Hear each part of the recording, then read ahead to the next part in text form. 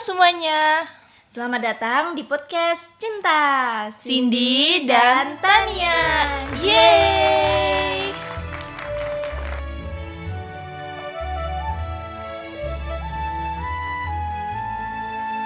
Jadi kali ini kita akan membawakan pembahasan yang berbau sastra, hikayat, gurindam, dan semacamnya. Wah, pasti seru banget tuh. Pastinya dong. Seperti judul yang udah kalian lihat di awal, tentunya kita akan menjelaskan mengenai kajian historis dari hikayat Malim Deman. Sebelumnya nih, kita harus tahu dulu apa sih itu hikayat? Jadi, hikayat adalah salah satu jenis karya sastra lama yang pada umumnya mengisahkan tentang kehidupan dari kaum bangsawan, keluarga istana, atau orang-orang yang memiliki kehebatan tertentu. Nah, untuk hikayat Malim Deman sendiri berkisah mengenai seorang pangeran dari kerajaan Bandar Muar yang berkelana dari negerinya untuk bertemu dengan cintanya. Wah, menarik banget ya, romantis-romantis gitu gak sih ceritanya? Bener banget, daripada nunggu makin lama, yuk kita langsung bahas Kajian historis hikayat Malim Deman. Kajian historis dilakukan pada naskah yang berjudul Hikayat Malim Deman, disusun oleh Azhar Osman dan pertama kali diterbitkan pada 2001. Seperti yang di awal sudah dijelaskan, hikayat Malim Deman menceritakan tentang seorang laki-laki bumi yang memperistri seorang bidadari karena mencuri pakaian dari bidadari tersebut.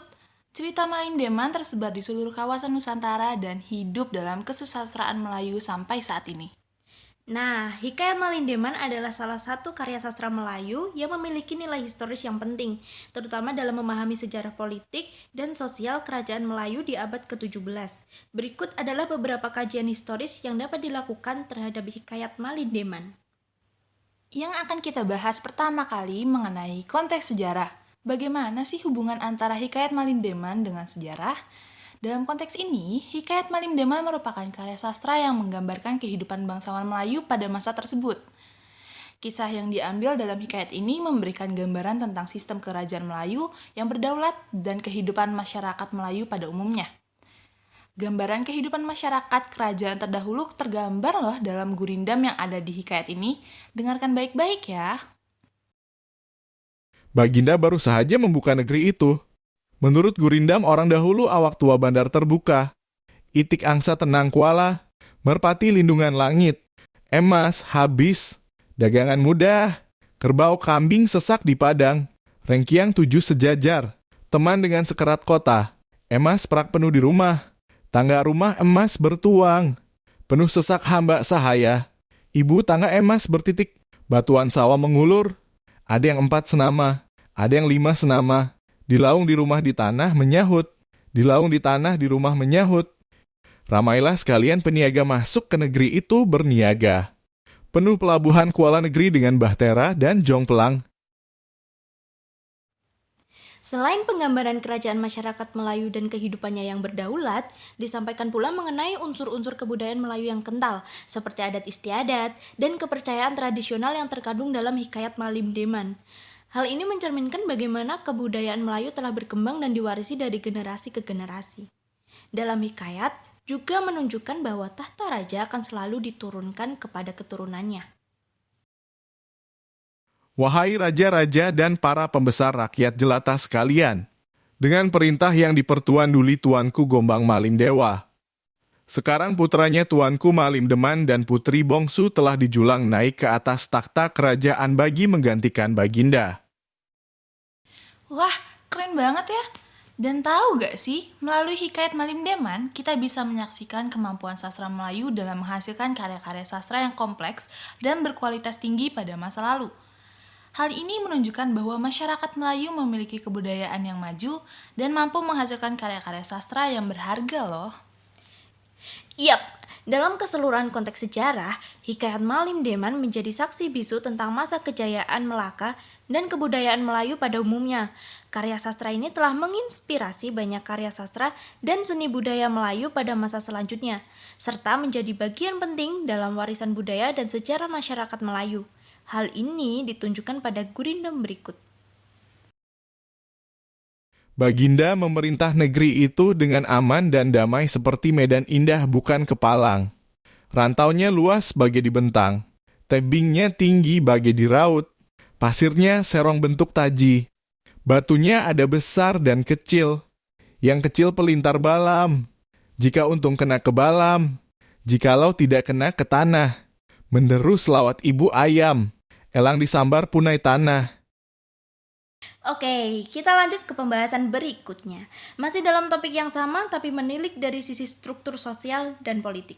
Hikayat Malim Deman menggambarkan struktur sosial dan politik pada masa Kesultanan Melayu Malaka yang didominasi oleh sistem kerajaan bercorak Islam. Dalam kisah ini, putra raja kan yang menjadi tokoh utama ya. Dia mewakili golongan bangsawan yang memiliki kedudukan tinggi dalam hierarki sosial dan politik. Jadi, di dalam struktur sosial Melayu, bangsawan atau golongan kerabat kerajaan memiliki kedudukan paling tinggi di dalam masyarakat. Betul kan? Betul banget, mereka dihormati dan dianggap sebagai pemimpin dan pelindung masyarakat. Selain itu, bangsawan juga memiliki hak istimewa seperti hak kepemilikan tanah, hak atas pelayanan kerajaan, dan lain-lain. Kedudukan mereka dijaga dengan ketat oleh sistem hierarki dan adat istiadat. Selain itu ya, peran raja dalam struktur politik Melayu bisa kita lihat dari hikayat Malim Deman ini loh. Gimana tuh? Raja dalam struktur politik Melayu memegang kekuasaan tertinggi dan dianggap sebagai pemimpin tertinggi yang diberkati oleh Tuhan. Raja berperan sebagai pemimpin politik dan agama, serta memiliki hak mutlak dalam pengambilan keputusan dan penentuan kebijakan. Di bawah raja, terdapat sejumlah petinggi kerajaan seperti bendahara, penghulu, dan lain-lain yang membantu menjalankan pemerintahan. Dalam hikayat tersebut, wibawa seorang raja ditunjukkan pada naratif berikut ini. Ayuhai manda sekalian raja-raja, orang besar-besar, menteri, hulu balang, rakyat tentera sekalian, adapun kami ini dengan pertolongan Tuhan. Seru alam sekalian serta pula berkat keramat wali Allah. Tambahan dengan beberapa doa orang besar-besar. Rakyat tentera seisi negeri ini. Sudahlah selamat beta kembali dengan sejahteranya membawa anak istri beta ini. Maka sekarang haraplah beta akan sekalian raja-raja dan orang besar-besar masing-masing jaga pekerjaan jawatannya. Masing-masing jangan teralpa sekali-kali melainkan balik seperti istiadat sedia kala zaman ayah beta almarhum yang dahulu. Dan beta pun insya Allah Ta'ala mengakulah beta melakukan keadilan dan kemurahan ke atas rakyat tentera seisi negeri ini sekalian. Sekarang kita bahas mengenai putra raja. Kalau di kisah ini yaitu Malim Deman. Nah, di hikayat ini, penggambaran putra raja yaitu sebagai seseorang yang memiliki kedudukan tinggi di dalam masyarakat dan kerajaan, dihormati oleh seluruh rakyat dan petinggi kerajaan. Ia memiliki keahlian dalam berburu, bertarung, dan memelihara hewan. Keren banget gak sih? Setelah ini nih, akan sedikit nyempil kisah romantis dari putra raja ini. Au, apaan tuh? Ketika putra raja dihadapkan pada masalah pencurian oleh bidadari, ia memutuskan untuk memperistri bidadari tersebut sebagai bentuk pengampunan dan kebajikan. Selain itu, putra raja juga tidak lupa terhadap jasa-jasa orang yang membantunya. Nah, naratif yang menggambarkan sifat putra raja yaitu Malim Deman yang menepati janjinya yaitu sebagai berikut. Wahai Adinda, sekarang sangatlah lama Kakanda meninggalkan negeri kita Bandar Muar itu. Entahkan apa beritanya diperintahkan oleh para pembesar sahaja. Kakanda sangatlah duka cita memikirkan, tambahan pula Kakanda telah berjanji dengan seorang raja, ayahanda Tuan Putri Terus Mata. Apabila Kakanda kembali ke dunia, Baginda hendak kawinkan dengan putrinya itu. Ini karena Kakanda meminjam burung borak kenaikan putrinya itu. Sekarang silahkan kita memohon kepada ayahanda Bonda hendak kembali ke dunia. Kakanda memohon izin dari Adinda, Kakanda hendak menyempurnakan perjanjian Kakanda itu. Wah, ternyata hikayat Malim Deman mencerminkan struktur sosial dan politik yang ada pada masa tersebut, di mana bangsawan dan raja memegang kedudukan yang penting dalam menjalankan kehidupan sosial dan politik. Karya sastra ini juga menunjukkan bahwa di dalam masyarakat Melayu, kebajikan dan pengampunan dihargai tinggi, dan nilai-nilai ini menjadi bagian penting dalam tata nilai sosial dan politik. Jadi nih, Malim Deman juga mengandung nilai-nilai budaya dan agama yang kental loh. Dan ini juga menjadi cerminan kehidupan masyarakat Melayu saat itu. Benar banget, salah satu nilai budaya yang terlihat dalam kisah ini adalah sikap hormat kepada orang tua dan bangsawan. Dalam kisah ini, putra raja selalu memperlihatkan rasa hormat dan patuh kepada ayahnya, serta menghargai kedudukan bangsawan dalam masyarakat. Yuk, dengerin narasi berikut. Ampun ayahanda bonda beribu ampun, sembah anakanda harapkan diampun. Jikalau ada mudah-mudahan ampun kurnia limpahan ayahanda bonda akan anakanda, sangatlah besar hajat anakanda hendak berjalan ke hulu negeri Bandar Muar ini. Tujuannya ialah hendak pergi mencari perburuan rusa, kijang, pelanduk, napuh, kerana sangatlah ingin hati anakanda hendak merasai bermain-main, sembah tuanku Malim Deman.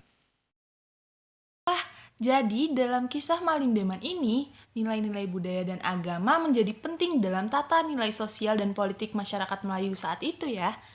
Kebajikan pengampunan, sikap hormat kepada orang tua, serta kepercayaan terhadap dunia yang tidak tampak. Hal ini mencerminkan kompleksitas dan kekayaan budaya serta kepercayaan masyarakat Melayu pada saat itu. Yap, bener banget. Wah, ternyata kisah Malim Deman ini selain banyak banget nilai-nilai yang terkandung, juga menggambarkan relevansi sejarah masyarakat Melayu ya. Bener banget. Secara keseluruhan, Hikayat Malim Deman memiliki nilai historis yang tinggi karena dapat memberikan gambaran tentang kehidupan dan budaya masyarakat Melayu pada masa lalu. Kajian terhadap karya sastra ini dapat membantu pembaca lebih mendalami sejarah dan perkembangan masyarakat Melayu, serta memperkaya wawasan mengenai kebudayaan Nusantara secara keseluruhan. Oke semua, mungkin itu aja yang bisa kami berdua bagikan ke kalian. Ya, udah selesai nih. Sedih. Iya, kita harus pisah di sini. Tapi kami harap segala informasi yang kami berikan tadi dapat berguna bagi kalian.